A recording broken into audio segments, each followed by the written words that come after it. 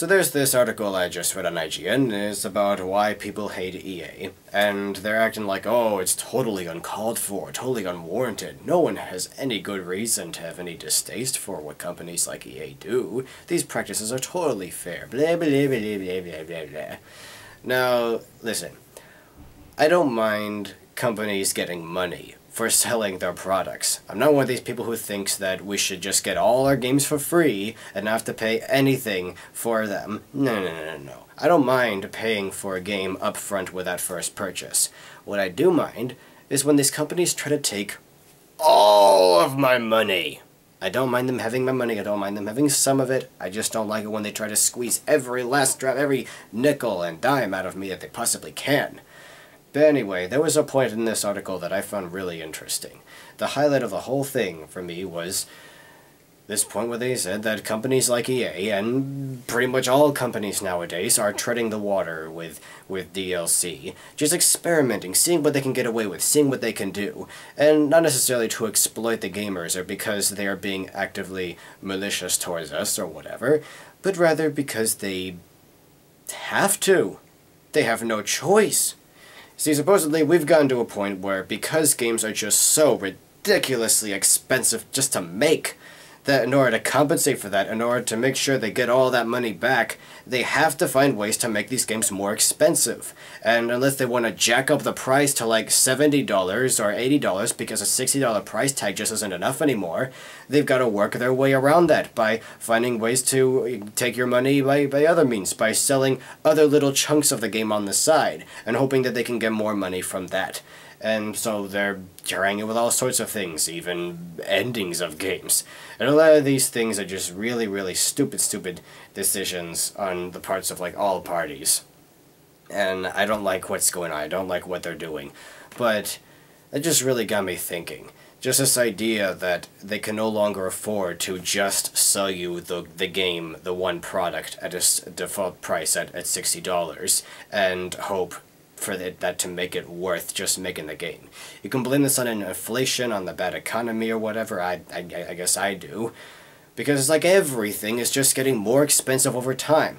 And it's not just games, it's pretty much everything. Like Legos. Lego is trying to get away with whatever they can nowadays. They're making their sets just so much more expensive than they used to be. You should get about 100 pieces for every $10 you spend. But they're making so many hyper-specialized pieces that are so hard to mold that they need to charge you more for that. But then they've got the examples like the new Gungan sub, where they basically have you pay like $20 extra just for the Queen Amidala minifigure, as if the $20 extra for the Triceratops and those stupid dinosaur sets of late wasn't enough. But yeah, everything just seems to be getting more expensive nowadays. It just seems over time, it just happens more and more, and it's been happening for a long time, and it's like we've done what we can to slow it down in recent years, but it's getting to a point where we just can't anymore, and it's gonna blow up in our faces, and everything's gonna like, whoo, in prices at some point. And, you know, it's like a rubber band that just keeps stretching and then it eventually snaps back and hurts your hand, or whichever hand is still holding on to one end of it. And just, could you imagine a world where games cost like $100? It's like games just won't be worth investing anything into anymore. People won't be able to buy games anymore, only like one game every once in a long while. It's like, could you imagine your kids when you to help them get a game and you're like, hell no, those games are junk, and, you know, we got more important things to worry about, like, well, food. We need money for that. I mean, how can they expect people to just pay so much for their games? Then it's just all these people competing to get their games sold because people are only able to buy so many games. So it's like, so many companies are just going to drown because no one can buy their games anymore. And it's like what I said about Mass Effect 3 in one of my earlier videos in which I talked about DLC. It's like they could have just made the game itself more expensive, but no, they sold most of the game for like $60, and then they cut out a chunk of the story and sold that for like an extra, what, $15, $16? So you buy the whole thing together just as one package, and basically that makes the game $75. And it's going to get to a point where they have to do that with like all games nowadays. And I just don't like this at all. I don't like the sound of this. It's just getting so crazy. I really am worried that someday gaming is just gonna die because no one can afford to just get their games.